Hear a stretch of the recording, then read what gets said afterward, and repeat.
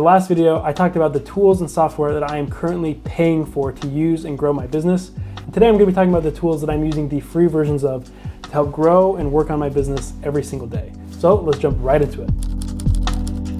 So the first one on my list is Figma, which is something I've talked about in a previous video, but Figma just works for me. And I'm not a web designer, I'm not a designer necessarily, but I love the structure of the app. It's a place that I can really just brain dump, sketch things out, lay out lists, whatever it is. I just love how the app works. I don't think I have even scratched the surface of what's capable with Figma, but it has proven to be so valuable for me time and time again, whether it's something that I've needed to design, whether it's a thumbnail, whether it's a landing page, and I am still on the free version. Now, I think I'm going to very soon take this from the free version to the paid version because I think I'm just about at the limit of what I can do within that free version, but it time and time again has proven to be so valuable. The next one is another very powerful tool, but it's completely different, and it is Apollo. So Apollo is a lead generation and email sequencing tool that has a free version, and within that free version, you get a ton of value. So here you can see the search of companies where you can add location, you can get very specific, you can go to company size, like how many employees that they have, add keywords for the industry that they're in. So here I've got insurance, 11 to 20 employees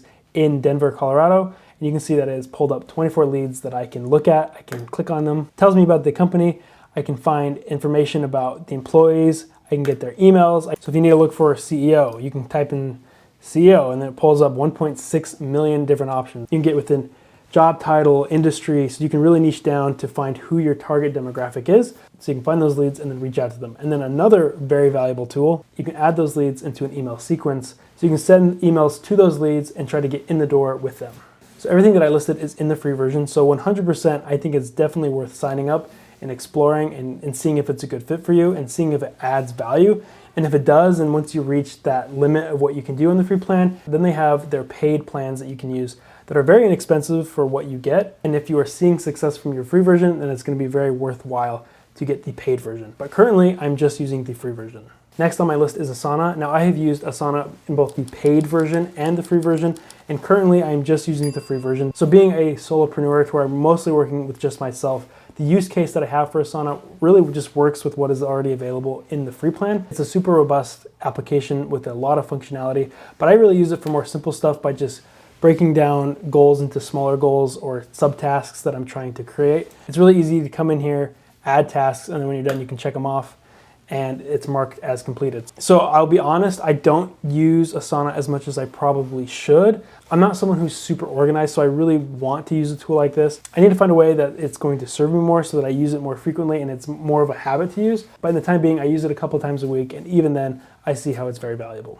Now for banking, I use Novo. Novo is a very simple, clean UI. I really like how it's set up. It is 100% a digital bank, so if you're a business that has a lot of cash, I don't think it's a great fit. But along that line, they do use ATM reimbursements, which is really convenient and cool. But for me, when it comes to banking, I just want to use something that's super clean and simple to use. And Novo integrates with a lot of other popular apps like QuickBooks and Gusto. And another thing that I really like with Novo is they have an ability that you can set aside reserves. You can allocate a certain percentage of all the money that comes in through your bank. You can immediately set aside for taxes or profit for operating expenses, and they can automate that process and make it a lot easier. Next on my list is Calendly. It's a platform that allows you to block out times that you can have discovery calls or client meetings and helps eliminate the back and forth of trying to find a time to meet with someone. So I block out the times that I'm available on each day, and then people can use that link to schedule a time, and then that scheduling goes into my calendar. The next one on my list is my CRM that I use, and that is HubSpot. A CRM is where you can organize a lot of your sales and marketing efforts. So you can take your leads, you can take your customers, and you can see how your sales and your marketing are performing with the software. HubSpot offers a lot of great value for the free package, including email automation. But the one that I like the most is the tracking feature, so that when I send an email to a prospect or to a client, then I can get notified when that email is opened. And with a tool like Apollo, that is available, but it's on the paid plan. But on HubSpot, you get that on the free version. The next one on my list is Perplexity. And you might think that Perplexity is just another ChatGPT, but they have very different use cases. Perplexity is really good at research information and writing. And so that is the main use case that I use for Perplexity whenever I need to go deeper into research. And if I need help jumpstarting with something that I need written, then I like to use Perplexity because to me, it sounds more natural for its writing features. The last one that I just have to mention is YouTube. I have a degree in YouTube University, is at least what I claim. And YouTube is a platform that I've used almost every single day. I think a lot of the skill set that I've had has come through YouTube. You can learn, problem solve just about anything you need on YouTube. As a very visual learner, I'm very grateful for this platform that this video is on. Of course, you can abuse YouTube and it can become a very big distraction. But if you know how to properly set boundaries with it, then it can become an incredibly useful tool. I've got 3 bonus tools that I don't consistently use, but I do use on occasion.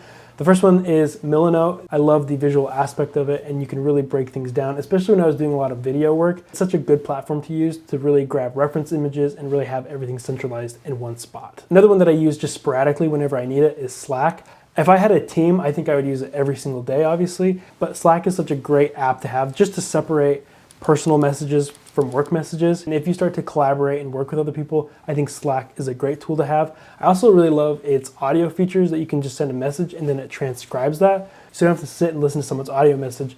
You can just skim the text to get the most important parts. And it hits the best of both worlds because someone like me who prefers to just say what I need to say really quick and then send it, rather than just having someone sit through my audio recording, they can just skim the transcript and get the points that I'm trying to get. This last one will be a preview for the next video, which I'll talk about Chrome extensions, but the last one is Loom. If there's something that I need to clarify really quickly, I can just create a Loom video, I can record my screen, I can talk through it, and then I can send it to that person really fast that they can get the link and watch it almost immediately. Just like a lot of the tools I've been mentioning, Loom has been leaning into AI as well. Like when I finish creating video, it analyzes my video and finds what the title should be. And it's just little things like that that just help speed up the process. So this is what I'm using as of today in February of 2025. This list is going to continually evolve, especially as AI is continuing to make such a big footprint in the world. That you need to continually look for other things to help automate your business because other businesses, other competition is going to be using it. So it's really important that you leverage all of these tools and make the most out of them. Watch my last week's video if you're interested to know what tools I am currently paying for